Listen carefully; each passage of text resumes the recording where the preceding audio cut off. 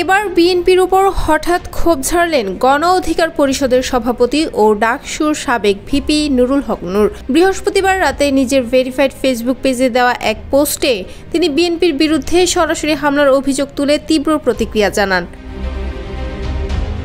নুরুল হক নূর তার পোস্টে লিখেন, এলাকার সন্তান হিসেবে দলমত নির্বিশেষে মানুষের অকৃত্রিম ভালোবাসা ও সমর্থন থাকায় ফ্যাসিবাদের সময়ে আওয়ামী লীগের লোকেরাও আমাদের সঙ্গে ঝামেলা করার দুঃসাহস দেখায়নি। আর আজকে পটুয়াখালী ৩-এর বিএনপির মনোনয়ন প্রত্যাশী হাসান মামুনের নির্দেশে ৫-৬টা বিয়ে করা চরিত্রহীন লম্পট ইউনিয়ন বিএনপি সভাপতি বাকের বিশ্বাসের নেতৃত্বে হামলা হয়। এই হচ্ছে গণ অভ্যুত্থান পরবর্তী বিএনপি থেকে আমাদের প্রাপ্তি ও উপহার। RICL TMX, যুগের পর যুগ স্থাপনা থাকে মজবুত। জানা যায় গত মঙ্গলবার নূরের এক ভাইয়ের উপর স্থানীয় বিএনপি নেতারা হামলা চালান। এর সূত্র ধরে পটুয়াখালীর গলাচিপায় বিএনপির সঙ্গে বিরোধে জড়িয়ে পড়েন ভিপি নূর। বুধবার গলাচিপা উপজেলা ছাত্র অধিকার পরিষদের পরিচিতি সভায় বিএনপিকে নিয়ে দেওয়া কিছু বক্তব্য ঘিরে উত্তেজনার সূচনা হয়। এরই প্রেক্ষিতে বৃহস্পতিবার নূরের নিজ ইউনিয়নের চরবিশ্বাসে গণ অধিকার পরিষদ ও বিএনপি নেতাকর্মীদের মধ্যে তীব্র বিরোধের সৃষ্টি হয়। পরিস্থিতি চরমে পৌঁছায় যখন চরবিশ্বাস ইউনিয়ন বিএনপি কার্যালয়ে হামলা ও ভাঙচুর হয়। এতে উভয় পক্ষের বেশ কয়েকজন নেতাকর্মী আহত হন। তো কেউ বাসায় ফিরতে পারে নাই। বকুলবাড়িয়ার যে পাতাবুনিয়া, সেখানে আমরা একটি স্মরণ সভায় গিয়ে আপনারা দেখেছেন যে কি পরিস্থিতির আমরা সম্মুখীন হয়েছিলাম। যদি আমাদের এখানে যে 2-250 মোটরসাইকেল ছিল, আমরাও চাইলে সে যে কোনো ঘটনা মোকাবেলা করতে পারতাম, কিন্তু আমরা চাই নাই যে এলাকায় কোনো সংঘাত হোক, সহিংসতা হোক কিংবা এলাকার পরিস্থিতিটা উত্তপ্ত হোক। RICL TMX, যুগের পর যুগ স্থাপনা থাকে মজবুত।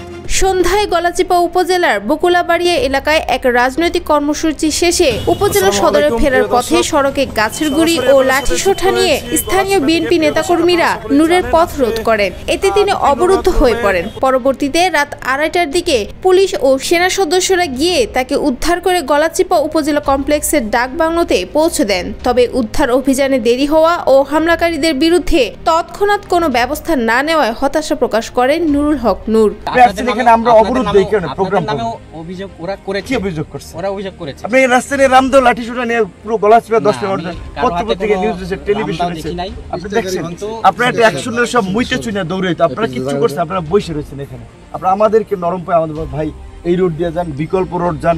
আমি আমার বাসায় যাব না, পালাই যাব, ঠিক আছে? আপনাদের দরকার নেই প্রোটেকশন, আপনাদের আমাদের নিরাপত্তা আমরাই নিয়ে আর কি।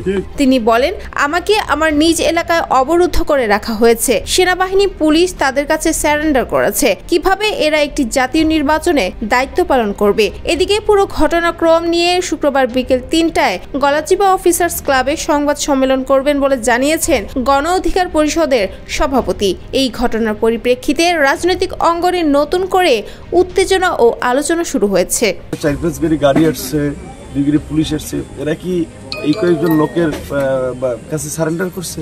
এই প্রশাসন নির্বাচন করবে কেমনে? নির্বাচনের সময় এখন আমার এলাকা ছিলাম কি পটুয়াখালী যাব?